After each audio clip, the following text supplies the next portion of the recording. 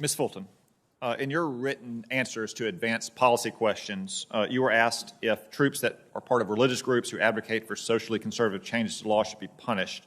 You responded that as long as they are, quote, acting within the confines of federal law and DOD policy, they should be allowed to exercise their First Amendment rights of free speech and to observe the tenets of their religion. However, on June 30th, 2014, you stated, once again, religious freedom, which you put in quotes, is twisted to mean conservative Christians can dictate their views to the rest of us. I suppose this was in response to the Supreme Court's Hobby Lobby decision. You also advocated for the repeal in that statement of the Religious Freedom Restoration Act, which I presume you know was passed almost unanimously by this Congress. It was signed by President Clinton, and it was voted for by President Joe Biden.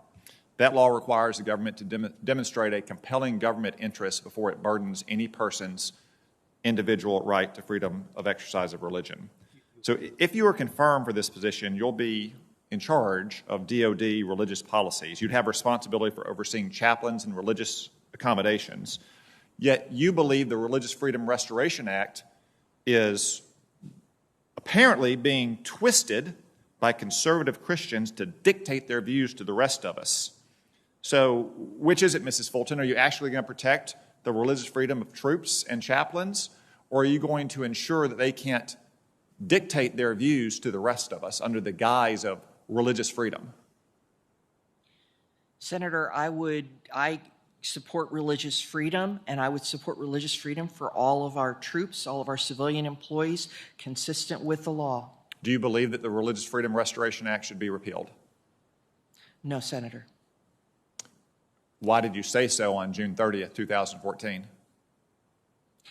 Senator, I support religious freedom, and I would support religious freedom for our troops. Are you disappointed with Joe Biden that he voted for the Religious Freedom Restoration Act? No, Senator. Let's turn to a statement that you had in 2017 where you said the vast majority of white evangelical leaders are utterly unmoored from the gospel of Jesus Christ. The vast majority of white evangelical leaders.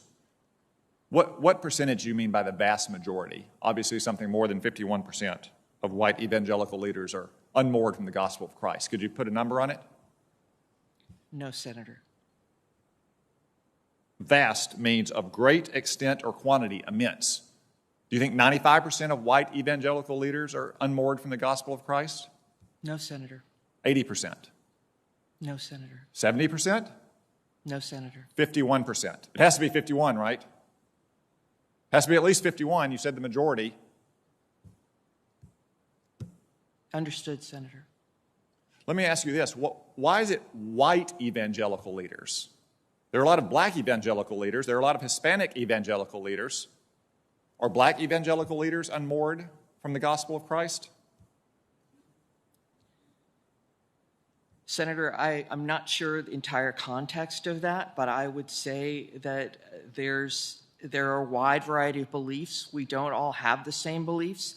We don't all have the same understanding of the gospel. Of course we don't. That's why we have things like the Religious Freedom Restoration Act. That's why we respect the freedom of exercise of all of our troops and all of our fellow citizens, whether they're white, black, Hispanic, Asian, or any other race or ethnicity, or whatever their religion is.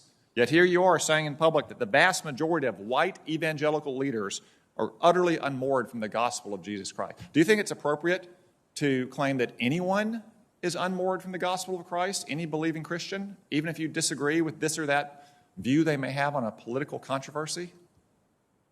Senator, while it's consistent with free speech, it's unwise.